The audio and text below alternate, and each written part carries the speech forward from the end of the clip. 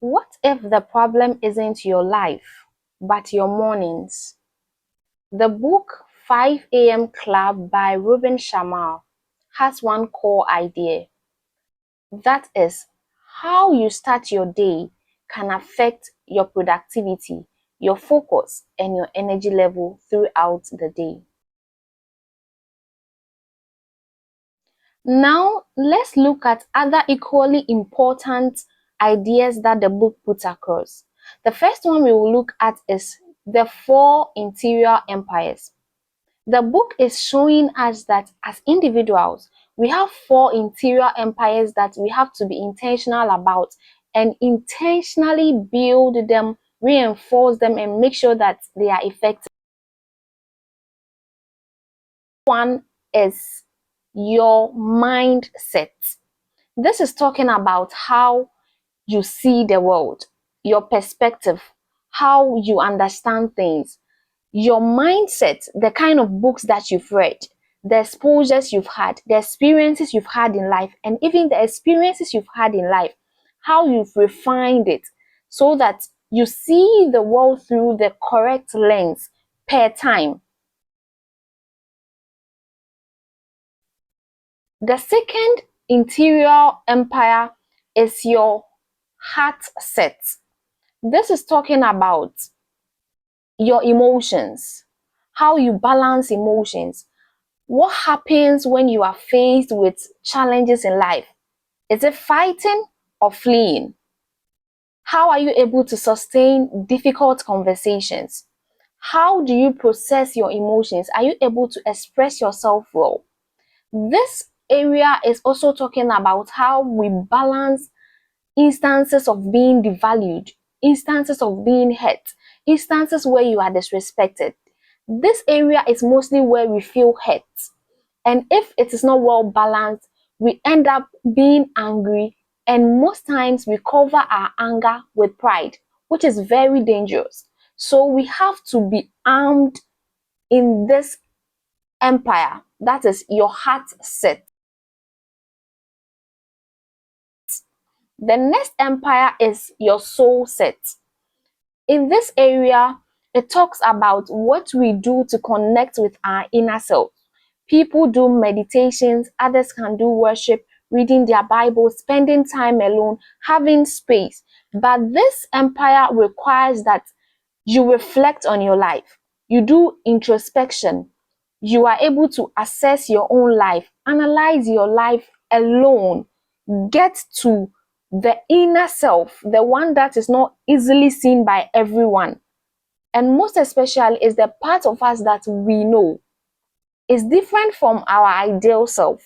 The ideal self, how we want everyone to see us, how we want to appear, and the real self. So when the book talks about your soul set, it's about how you're able to be in touch with your real self.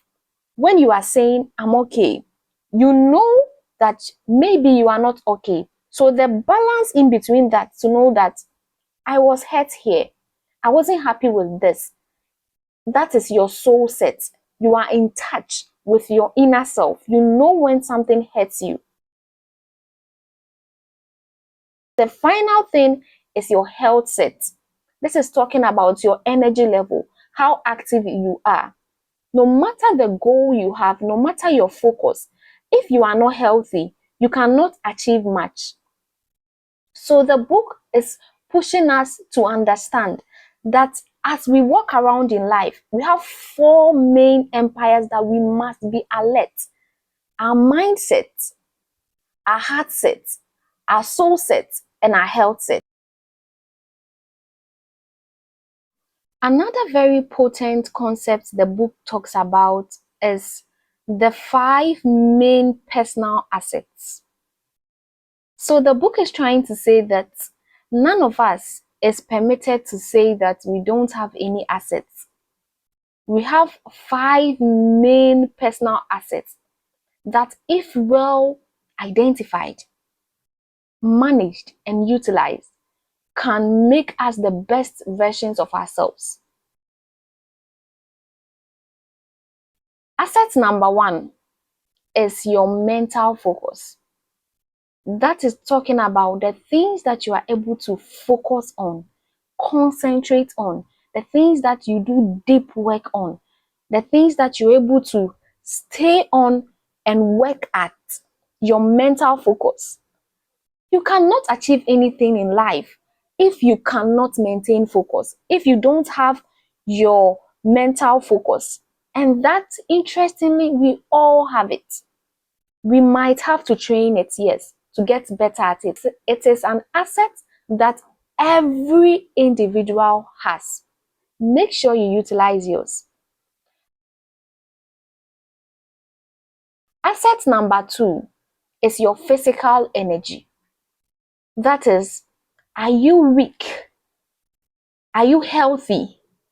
This is affected by our nutrition, our daily habits, our exercise habits.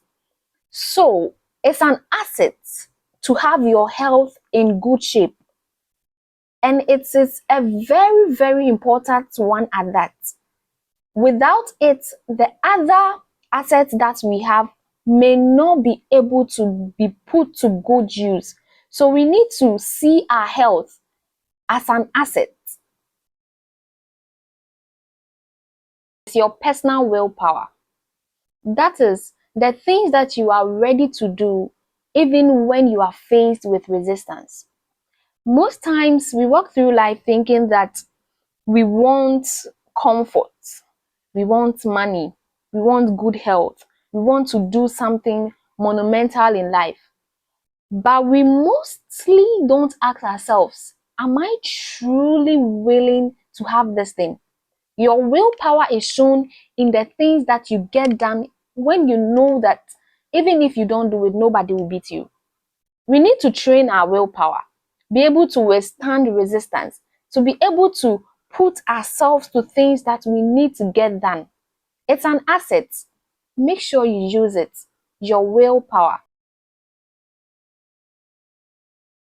The fourth asset is your daily time. All the other assets, they play in this particular one, your daily time. Remember, I didn't say your lifetime. We don't even know how long we can live. But any day you wake up, that is time. That is an asset. That 24 hours. If only we can forget about every year resolution and just focus on maximizing every 24 hours, our lives will be better. So it's an asset. Your daily time, the 24 hours you have each day, you need to put it to use. Forget about next week, forget about next month. Just focus on making the most out of each daily time that we have. Interestingly, we all have this asset. The last asset, equally important, is your talent. The things that you do effortlessly.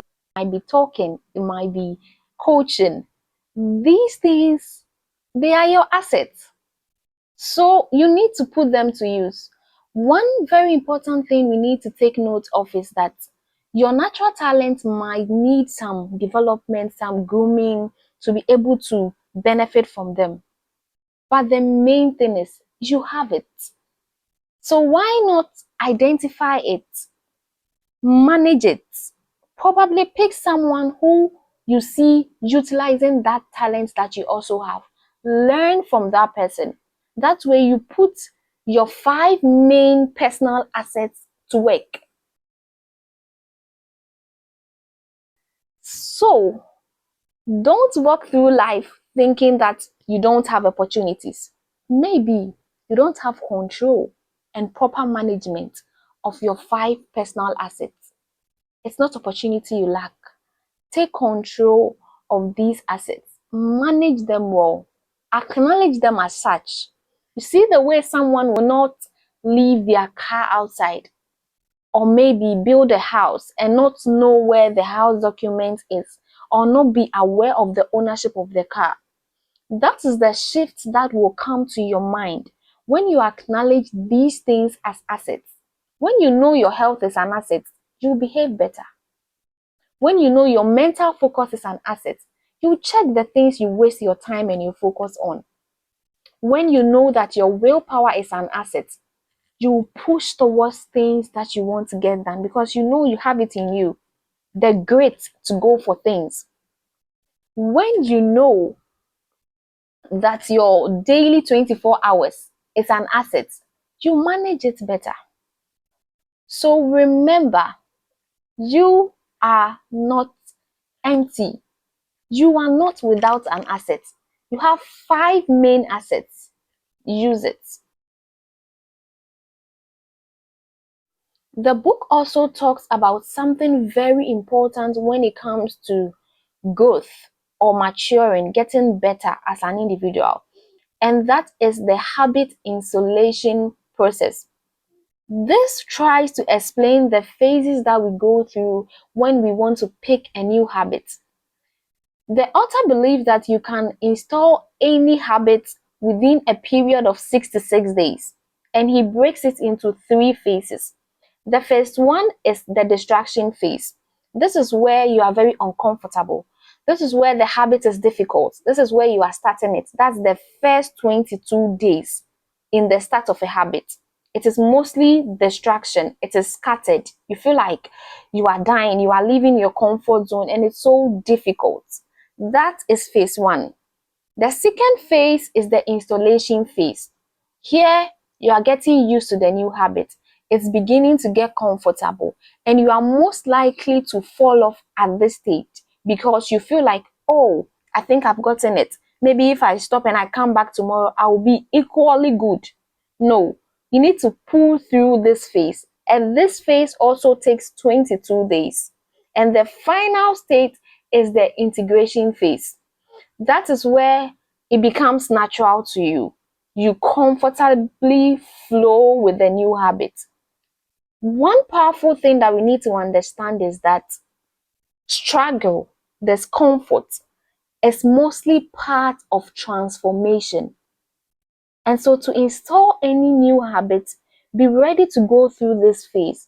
Gradually but surely, you will realize that the new habit will become comfortable with you. In the book, Robin Sharma brings up this formula he calls the 20-20-20 formula. Remember, in the start, this author is saying that how we start our day matters, and most importantly, the first 1 hour. And so he uses this formula to maximize the first hour of his day. The first 20 represents what you do in the first 20 minutes of your day, then the next 20, and finally you are done with the full 1 hour in the morning. So the first one is about move. So exercising, running. Basically, you are focusing on releasing natural dopamine or serotonin. You are releasing energy. You are trying to work yourself out. So that's why most people do their exercise first thing in the morning. So that's what the author suggests, that in the first 20 minutes, do something that gets you to sweat so that you can release dopamine or serotonin. The next 20 minutes, he says, should be used to reflect.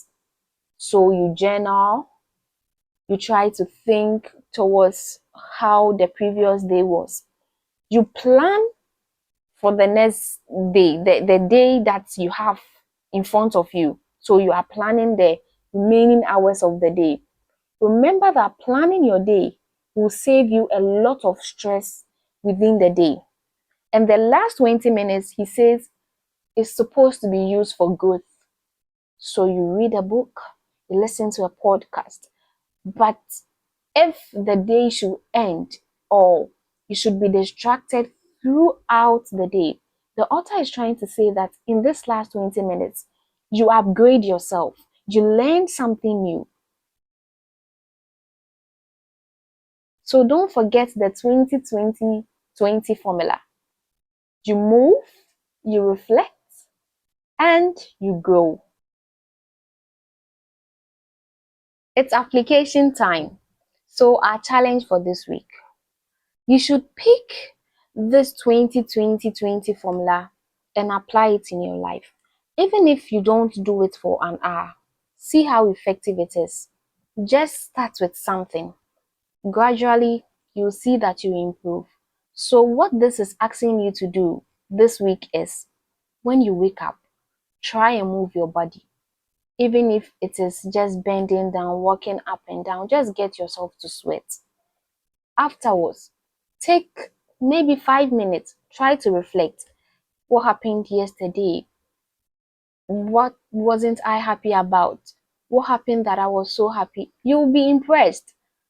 When you try to take note of the things that happened in the day, you notice your growth. You notice that, oh, I was able to manage my emotions here yesterday. You were able to reward yourself for the small success, the little progress. And that is also another way you release dopamine when you feel the reward that you've achieved something. And the last thing, grow. Try to read something, learn something new, even if it's a word that you will learn for that day. Add something to your life, learn something new. You know what this will do? It will release from you the guilt and even the discomfort that sometimes you feel when you end the day and you feel like, huh, what did I use the whole day for? You feel like you've gone to work, other people have used up your energy, your time, and everything. But if you owned the first period in the morning, you owned your first hour, hopefully, you will realize that you didn't lose the day. You did something for yourself. And that is what matters. Remember, this channel is all about growing with me, the Bridget Ofori. Don't forget to like, comment, subscribe. See you next week. Bye.